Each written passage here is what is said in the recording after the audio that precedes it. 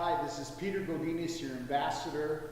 Welcome back. We are here with Good Morning Oxnard, California. KAYTV, we have the good pleasure of having Abel Magana here, and we're going to talk about the Oxnard Salsa Festival, which is coming up real soon here, but I'm going to get down to the point here. Abel, thank you so much for joining us. We have so much to talk about, and this is coming up real soon. And we had the founder of the Sand of the Sea Foundation come up, and I guess you called him last minute. But tell us a little bit about the event and how excited you are about this. No, this is one of the perks of the job here. So I'm the director for the Oxnard Downtown Management District. We're an organization that takes care of downtown 365 days a year. We focus on this area. We provide services to these stakeholders here, like clean and safe program, keep it nice and secure and looking really good. And then we do a lot of marketing promotions, but this is one of the perks. I get to be on the committee that puts together this event. This is actually our sister organization, if you will, the Downtown Merchants Association, which has been in existence for over 30 years. It even predates our company. But what they do, one of their signature events here, aside from the Christmas parade, is the Salsa Festival. And it's a celebration of all things spicy, live spicy. So you have the food, the music, and the dance. And so it's 2 days of a celebration. It goes Saturday and Sunday, July 26th and 27th. And we have live musical entertainment on the main stage. Dancers come from all over the state. In fact, probably we get some from even out of state to come to this festival. It is the International Salsa Festival, and they're called salseros. They follow a whole track. They go out to these different events that are taking place, and this is one of the biggest in the countryside. I think there's only one other, like in Miami. Really? But everything hot. Everything's hot this weekend. And so if you don't dance, hey, that's okay too. Come out, enjoy the music, and sample a lot of the different flavors of the festival. There's a salsa tasting tent, which is a big top and features, literally, and so dress cool, dress in your tank top and shorts because, aside from, being in that tent with all the great people around, all the other foodies out there, you're sampling these hot, spicy salsas, and I shouldn't say they're all hot because some of them are, Scary. For those a little bit more mild-mannered, you can sample like some of the more sweet varieties. You can get like a mango salsa. There's strawberry salsas even, from our signature fruit here in Speaking my language, oh yeah. Our favorite beverages be served too, just in case you get a hot one and you can kind of go. No doubt. We do pair well. There's a beer garden, and there's also a wine tasting, and then there's also, of course, plenty of soft drinks out at the festival. Lots of water. No, because I've heard there's a beverage bar called the Fire Extinguisher. Is that true? No, I'm just kidding. Anyway, I hear there's some history to the Salsa Festival. And can you tell us a little about that? Meaning, I know whenever I think of the Salsa Festival, I think of the dancing, the salsa, but there's a little bit of history. Can you tell us a little bit about that? It started, this is the 21st anniversary, okay. And we are playing off of that this year. The committee thought it would be fun to play off a blackjack theme on it.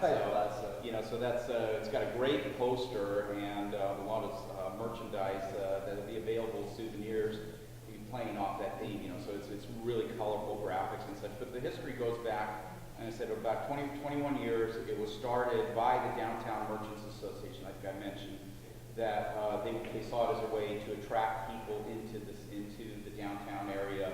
At the time, we were losing customers. Businesses, of course, followed. They were closing up because there wasn't as much foot traffic. There was a lot of new development going on around by the freeway. So this was a great way to reinvigorate the downtown. And the first Salsa Festival was pretty modest in scale. It was just here on A Street, and it featured really mainly just the food.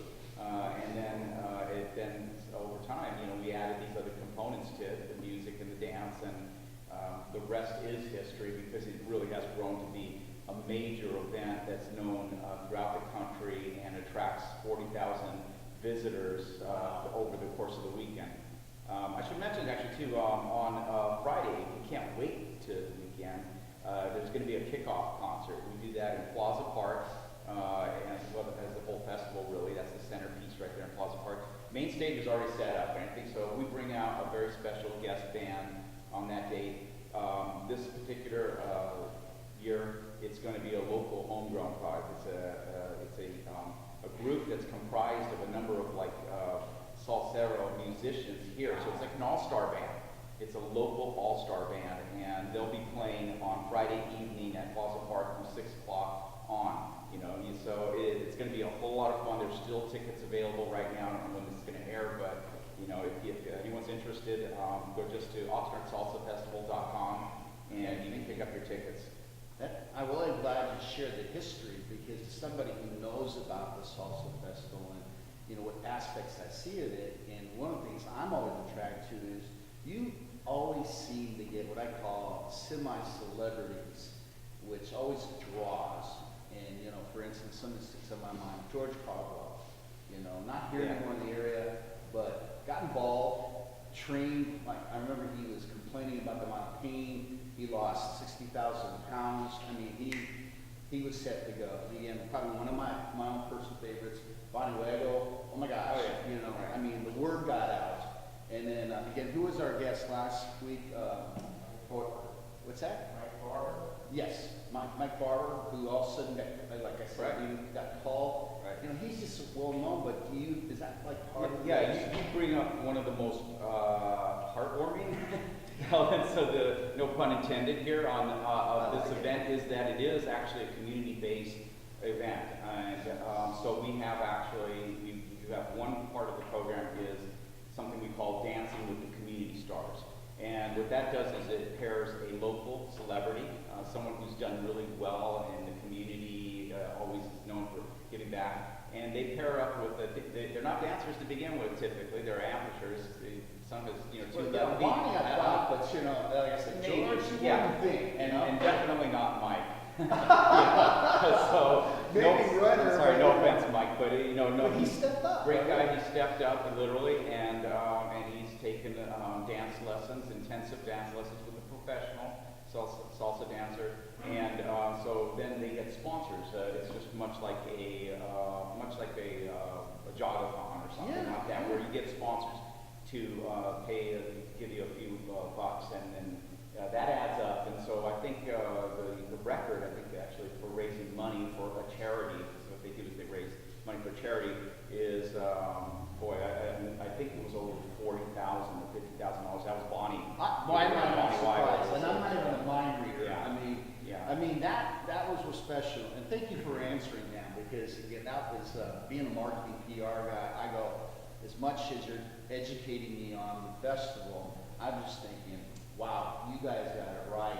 And I would love to be a part of the brainstorm session that says, okay, Bob Allen, George Miller, that type of thing, and just all the people who you can actually, Captain BJ over there, the new celebrity of the time. But I just think you guys do incredible. Well, everyone's invited. Everyone's invited to come out this weekend, have fun, and then the planning starts early. We start again for next year around January, so lots of places to pitch in, volunteer. This really is truly a community event, and it takes everybody, to help, put this together. It's a major endeavor, and it's a lot of fun, though. So. No, I think it does a great job of bringing like a cultural diversity together, a lot of fun, like you said, you call it heat, passion.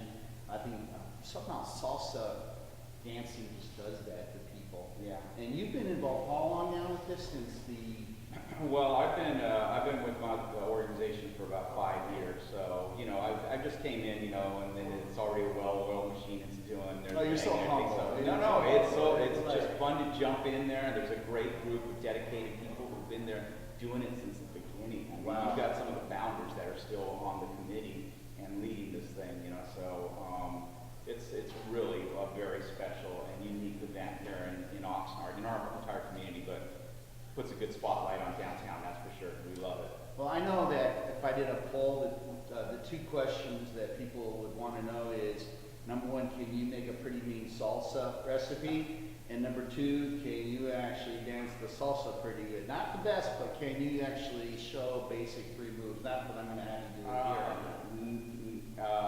Think about pretty it. much no on both counts. You know, I will defer to the other salsa chefs in the household. And no, as far as the dancing, I'm dangerous out there. I mean, you know, you better have a good insurance policy, or not, my liability will cover. That is such a good answer. Yeah. Abel, that was a wonderful interview. Thank you, Peter. Taught me so much. I'm glad I knew somehow Bonnie was the winner of that, and I Yeah. hope you get many more of those types. And I'll be there, especially at the Fire Extinguisher Snack Bar, putting out the fire. Right. So thank you for being part of the Good Morning America. My Say pleasure. Good Morning Oxnard. So you call in David, I got my American issues. So thank you, and thank you for being a good part of the Good Morning Oxnard.